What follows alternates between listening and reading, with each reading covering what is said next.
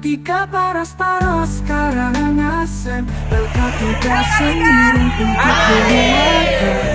Remaja tanpa masalah, siap melayani tanpa lelah. Ketika paras-paras karangan asem, LK3 senyum untuk keluarga. Remaja tanpa masalah, siap melayani tanpa lelah. Ya, selamat pagi. Pagi,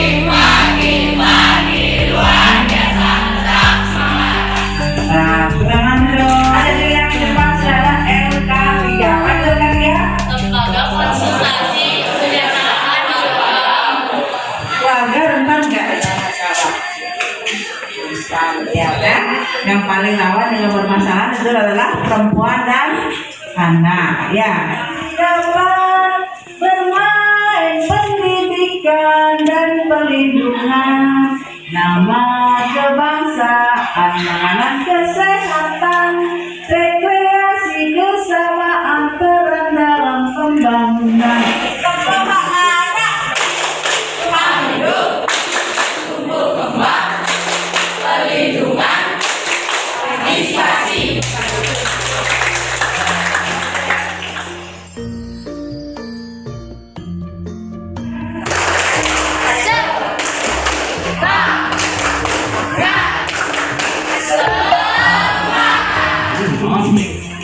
Saking tuhu mana guru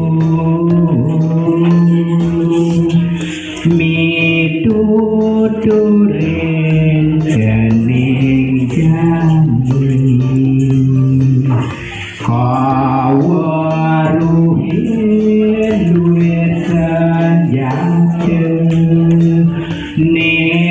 dadi prabotang sai keangen ruruh merde sahenun ceninge urip. Nasihat orang tua untuk anaknya masih mau kesulitan ini dan dikupas jelas ya. Mari nasihat orang tua untuk anaknya. Yang kedua, pemberitahuan untuk anaknya atau berbakti kepada guru maupun orang tua. Penjelasan dengan begini. Pesan itu adalah berbakti dengan orang tua dan guru yang ada di sekolah. Mari nak begini, mari terang begini, mari terang lampu itu lebih. Nah, ini yang enak. Kemarin itu memberitahu bahwa seorang anak yang diberikan pendidikan oleh orang tuanya agar kelak dia bisa tumbuh menjadi yang pesannya, yakni kamu melalui pendidikan ke depan itu ada tumbuh kembang yang baik dengan konsep pendidikan itu. Tambahannya, sedikit tambahan, agar juga bisa bersosialisasi di luar. Jadi tidak jadi anak yang membangga kepada orang tua, tapi juga berbakti kepada orang-orang sekitar. Nah, menurut saya mungkin dari tembang tersebut ada beberapa makna, yaitu makna pertama, pendidikan dan nasihat merupakan senjata bagi kita untuk menjalani hidup. Mungkin itu saya dari saya. yang pertama, yang kedua apa? Kan ada dua tadi bilang. Yang kedua itu setiap pendidikan itu berguna, bukan hanya untuk didengarkan saja, tapi pendidikan itu pasti ada gunanya. Pendidikan itu tidak sia-sia untuk dilakukan.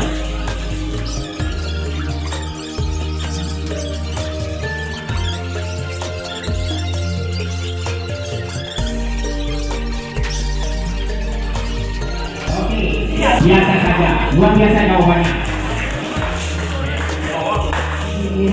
Terkadang ada suatu peristiwa, misalnya si anak A mungkin menanggapinya biasa saja, gitu. Padahal peristiwanya ada bawang, ya. Tapi bagi siswa B mungkin itu hal yang membuat perasaannya kaget ya. Jadi perasaan kita itu antara anak yang satu dengan yang lain itu mungkin berbeda-beda. Jadi semisal seperti ini kalau diejek ya, kasus yang terjadi di sekolah saya, misalnya diejek sama bapaknya, mungkin si A merasa terluka, si B mungkin merasa biasa saja, seperti itu. Mungkin dia diejek, celeng-celeng gitu, melukai. Ada yang merasa terluka, ada juga yang merasa oh nggak biasa. Jadi masing-masing anak itu memiliki tingkat kepekaan perasaan yang berbeda-beda. Mungkin dari yang dari sarasari saya mana sekarang ini, artinya semua itu ditentukan oleh hati nurani kalian.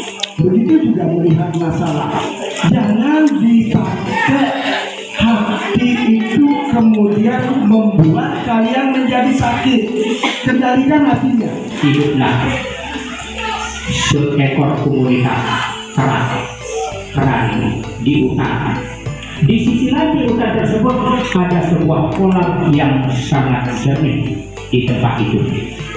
Jernih. Di sana hidup berbagai komunitas ikan. Ada ikan mas, ada ikan koi, ada ikan mujair, ada ikan lele, dan ikan-ikan yang lain hidup berdampingan di kolam di tengah hutan tersebut. Di sisi lain komunitas kera ini banyak di sekitar itu, di hutan kawasan itu. Jadi di dua tempat, di satu tempat itu ada kedua komunitas yang menghuni, ada ikan dalam air, ada komunitas kera. Suatu hari terik matahari, sinar matahari jatuhlah ke kolam tersebut. Di kolam tersebut ikan-ikan semua pada perlombaan riang gembira karena ada sentuhan sinar matahari. Di air yang jernih saling berlombakan, ikan koi, ikan emas, ikan mujair bercanda di kolam itu dengan riang gembiranya. Di sisi lain komunitas ikan melihat di tengah kolam itu, loh, ikan ini kayaknya dia gelisah mau pindah ke daratan tetapi tidak bisa. Ya, ikan itu gelisah mungkin ikan kerani di tengah kolam itu. Turunlah dengan informasi yang ada oleh pimpinan komando, turunlah kera-kera itu ke dekat kolam tersebut. Hai ikan, kenapa kau berloncat-loncat kayaknya kau gelisah ingin pindah tempat dari air ke daratan? Dan atas komando dari sang kera, semua kera-kera ini memindahkan ikan itu ke darat dari kolam. Semuanya dipindahkan, diangkut ke darat, tetapi apa yang terjadi dari posisi itu? Semua ikan mengalami kematian. Apa yang bisa dipetik hikmah dari cerita itu? Cari tahu apa sebenarnya permasalahan yang terjadi, baru kita mencari solusinya. Jadi kita tidak boleh menyimpulkan sesuatu langsung pikir sendiri, langsung diaplikasikan, langsung dilakukan tanpa mengetahui bahwa itu benar atau salah. Jadi intinya sebelum kita berbuat sesuatu kita harus memikirkan agar tidak terjadi kesalahan.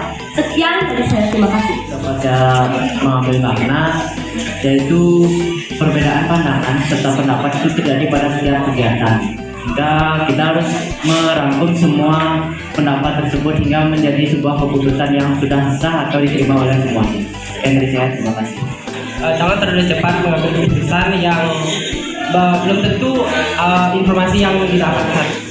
Yang kedua, lebih baik jika ada satu pendapat, lebih baik kita musyawarahkan terlebih dahulu sebelum melakukan kegiatan. Pemandangan pemikiran orang, karena setiap orang memiliki kapasitas pemikiran yang berbeda-beda. Ya mungkin itu saja yang dapat saya sampaikan, yang dapat saya rangkum. Kita tidak bisa mengambil keputusan sendiri tanpa melihat fakta permasalahannya terlebih dahulu. Kita harus mematahkan apa yang harus kita lakukan terlebih dahulu. Janganlah langsung kita lakukan kalau kita belum tahu apa yang akan terjadi kelanjutannya. Ya, sudah.